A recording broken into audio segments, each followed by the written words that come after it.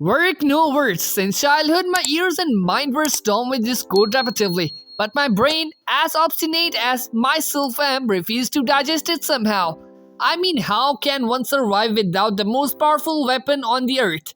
That is communication. Words have the potential to shape up your whole life ahead. The effect that words can have is incredible. To inform, persuade, hurt, or ease pain, end of war, or start one, kill thousands or even millions of people. They can get your point across or destroy any hope of your ideas ever being understood. However, we will be throwing light on these three most intense words. And believe me, they are like mantras of magic. Usually humans nowadays in this digital world have forgotten the essence of those powerful words that our forefathers so forcefully grounded in their basic ethics and manners. The useful but terrible thing about growing up with roboculture is that it teaches you very early on that everything is fake. Science fiction stories and computer games and fantasy movies build blatantly imaginary worlds that can be mapped onto the real one. But spend enough time with them and you start wondering what's real. But these words depict good education and decent upbringing. They are simple but not so easy to put into practice. So get your fingers crossed, grab a drink, sit back, relax and enjoy those immensely mystical words that you hear normally but never acknowledge. I will unveil each powerful word individually so that you can get a better understanding of its importance and the way you can put it into your pragmatic life. So lights, camera, action! Magical word number 1. The power of may I. Can you please leave this room? You are irritating me. Here you can see that the please is actually wasted because a wrong please can be seen as rude and ill-mannered. Please help the people affected by flood disaster. Now this please is a game changer because a right one can open the closed door by its magical recitation. Usage of this word doesn't deprive you of your ego or power but shows maturity and depth of understanding of most importantly when to use it and how to use it.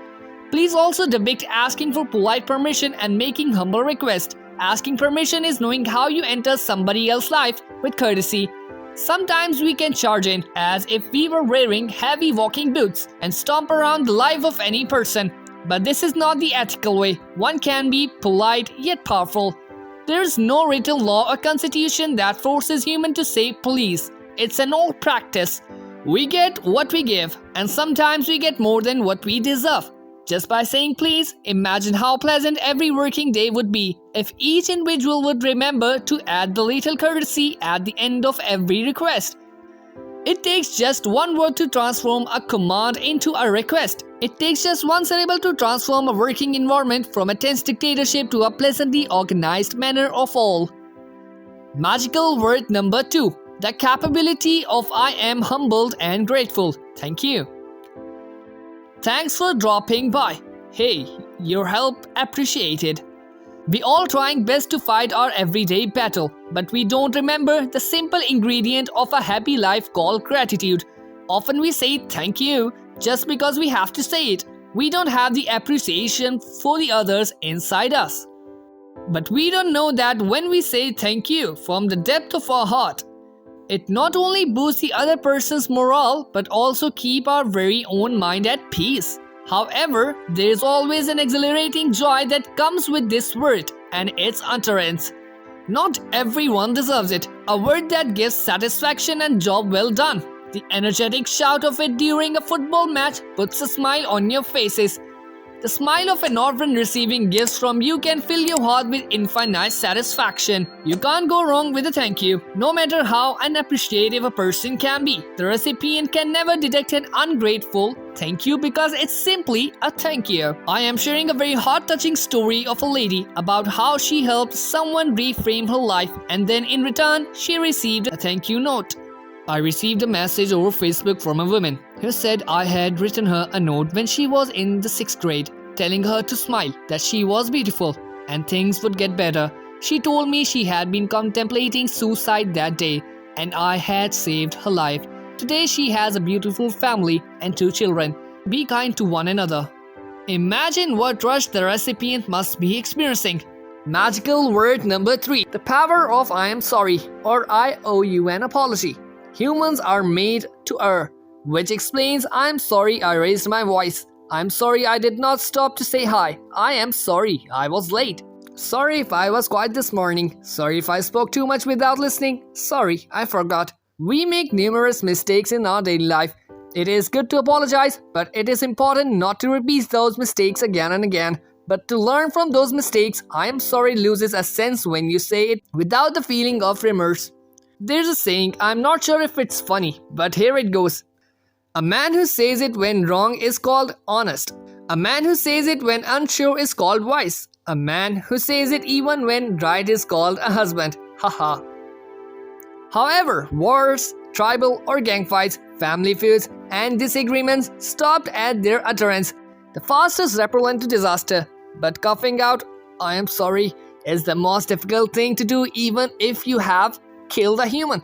But I don't blame you. You see, apologizing is difficult because it puts you in a vulnerable position open to attack or blame.